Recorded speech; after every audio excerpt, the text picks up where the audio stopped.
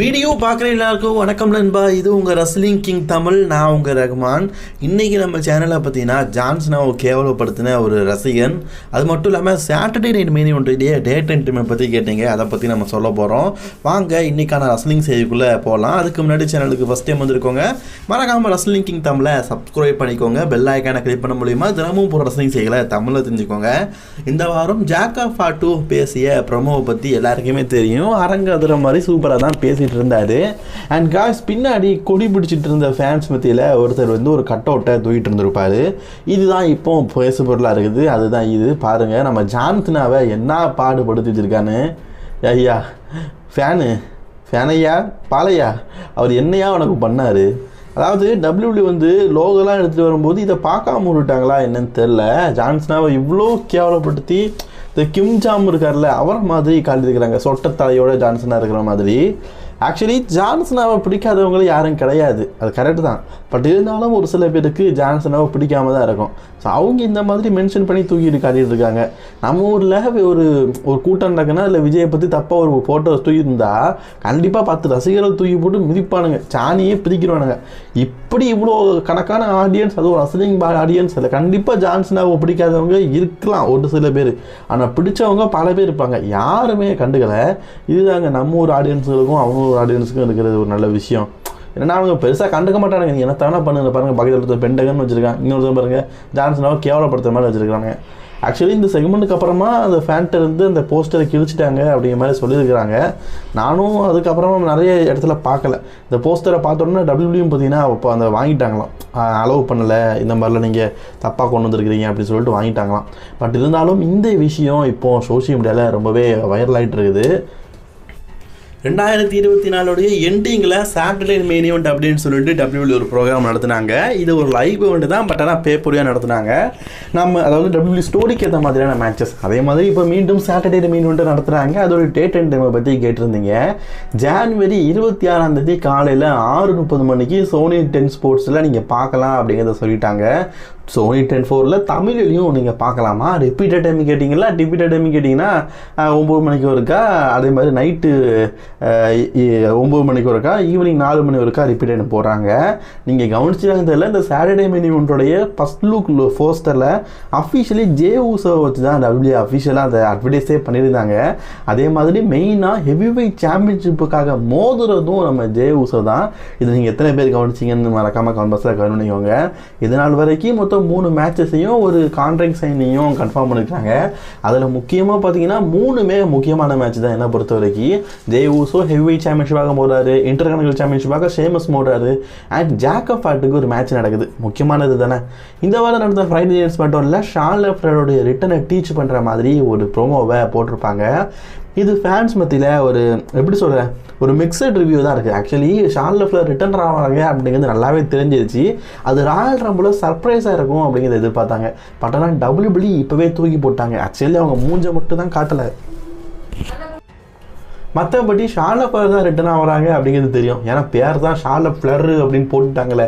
So அதனால் next week, இப்போ next நடக்க போகிற ராயல் ரம்பிளுக்கு ஷார்லட் ஃப்ளேர் ரிட்டர்ன் ஆக போகிறாங்க. அண்ட் இப்போ உடல் எடெல்லாம் கூட கொஞ்சம் இலச்ச மாதிரி இருக்குது. முந்தையே ஒல்லியாக ஃபிட்டாக தான் இருப்பாங்க, இப்போ அதை விட ஃபிட்டாக இருக்க மாதிரி இருக்குது.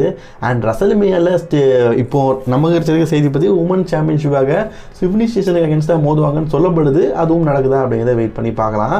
ஸ்மாக்டவுன் வந்து இப்போதைக்கு பார்த்தீங்கன்னா 2 ஹவர்ஸாக தான் நடந்துட்டு இருந்தது. இப்போ 3 ஹவர்ஸாக ஆக்கியிருக்கிறாங்க. சமீபத்தில் ட்ரிபிள் எச் என்ன சொன்னார்னா, நாங்கள் ஸ்மாக்டவுனை மீண்டும் வந்து 2 ஹவர் ஷோவாக ஆக்க போகிறோம் அப்படின்னு சொல்லிட்டு. இப்போ அதை எப்போ ஆக்க போகிறாங்க அப்படிங்கிற செய்தி கிடச்சிருக்குது. ஸ்மாக்டவுன் மீண்டும் 2 ஹவர் ஷோவாக ஆக்க போதா. அது எப்போ கேட்டிங்கன்னா ஜூன் 1 வீக்கிலேருந்து ஸ்மாக்டவுனை மீண்டும் 2 ஹவர் ஷோவாக ஆக்க போகிறாங்களாம். இது சில ஃபேன்ஸுக்கு கொஞ்சம் அதிருப்தியாக இருந்திருக்கலாம். இப்போ 2025 ஸ்டார்டிங்கில் ஜூன்லேருந்து ஜனவரிலேருந்து ஸ்மாக்டவுன் 3 ஹவர் ஷோ ஆக்குனாங்கல்ல. அதுக்கு காரணம் என்ன சொல்லப்படுதுன்னா, ரசல்மேனியா டைமில் நிறைய மேட்சஸ் எல்லாம் புக் பண்ணணும். ரசல்மேனியா டைமில் நிறைய மேட்சஸ் இருக்கும், Royal rumble time, elimination time. அந்த ஸ்டோரியை பில்டப் பண்ணதுக்கு போன வருஷம்லாம் கொஞ்சம் திணறினாங்களாம். அதனால கோடி வருஷத்துலான ஸ்டோரியெலாம் ராலே வச்சாங்க. ஸோ அப்படி இருக்கக்கூடாது அப்படிங்கிறதுனாலையும் இப்போ ரா வந்து நெட்ஃப்ளிக்ஸில் இருக்கிறதுனாலையும் ஸ்மாக்டவுனை 3 ஹவர்ஸ் நடத்துகிறாங்களாம். ஜூனுக்கு அப்புறம் கொஞ்சம் ஃப்ரீ ஆயிடுவாங்க. சம்மர்ஸ்லாம் முடிஞ்சிடும் ஜூன் மாதம். ஸோ அதனால் சம்மர்ஸ்லாமுக்கு முன்னாடி வரைக்கும் ஸ்மாக்டவுன் வந்து 3 ஹவர்ஸ், அதுக்கப்புறமா 2 ஹவர்ஸ் அமைக்கிறாங்க. இது எனக்கு பிடிச்சிருக்குங்க. வழக்கமாக இப்படி நடத்தலாம். ஏன்னா இந்த சீசனில் ரெஸ்லிங்கை நம்ம அதிகமாக விரும்பி பார்ப்போம். இவனுக்கு அப்புறமா கம்மியாயிரும். அப்போது 2 hours நடந்தால் ஓகே தான், அதுவும் கோர் டைமு. இப்போது ஸ்மாக்டவுன் 3 hours நடக்கிறதுனால நிறைய உமன் ரெஸ்லர்ஸுக்கு வாய்ப்பு கிடைக்குது. குறிப்பாக பேக் ஸ்டேஜில் சும்மா இருந்த ரெஸ்லர்ஸுக்கெலாம் டாக் டீம் மேட்ச்சு அது இதுன்னு கொடுத்து பில்டப் பண்ணுறாங்க. எனக்கு 3 hours ஸ்மாக்டவுன் பிடிச்சிருக்குது. உங்களில் எத்தனை பேருக்கு 3 hours டைம் பிடிக்காமல் இருந்தது அப்படிங்கிறத மறக்காமல் கான்வர்ஸில் கமெண்ட் பண்ணிக்கோங்க. எனக்கு ஓப்பனாக சொல்லணும்னா 3 hours ஸ்மாக்டவுன் ஓகே தான். ஆனால் ஆடியன்ஸ் நிறைய பேர் ரொம்ப லென்த்தாக போகுது அப்படின்னு விரும்புகிறாங்களாம். ஆமாம், மறுபடியும் இல்லை, இப்போ 3 hours ஷோ நடந்து சின்ஸ்கே நாகமோரா யூஎஸ் சாம்பியன்ஷிப்பை கொண்டு வர மாட்டேங்காரு. மீண்டும் போச்சுன்னா என்னத்த சொல்ல, இது ஒன்றும் சொல்கிறதுக்கு இல்லை.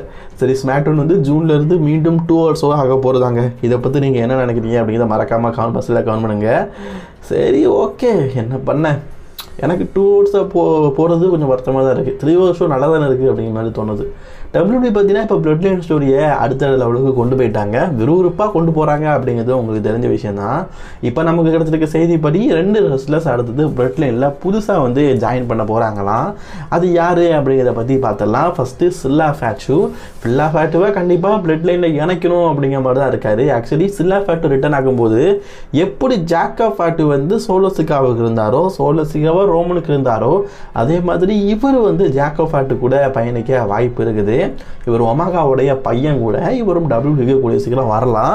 இவர் கான்ட்ராக்ட் சைன்ல இல்லாட்டாலும் போன வருஷமே, அதாவது WWE பார்த்தீங்கன்னா போன வருஷம் சம்மர்ஸ்லாமுக்கு முன்னாடியே, அதாவது போன மாதம் ஆகஸ்ட் மாதம் வந்து ஒரு ரெஸ்லரை கான்ட்ராக்ட் சைனிங் பண்ண வச்சுருந்தாங்க. அவர் பேர் தான் உங்களுக்கு எல்லாருக்கும் தெரியுமே, ஹிக்கிலியோ. அவர் இதுவரைக்கும் WWE எந்த ஷோலையுமே காட்டலை.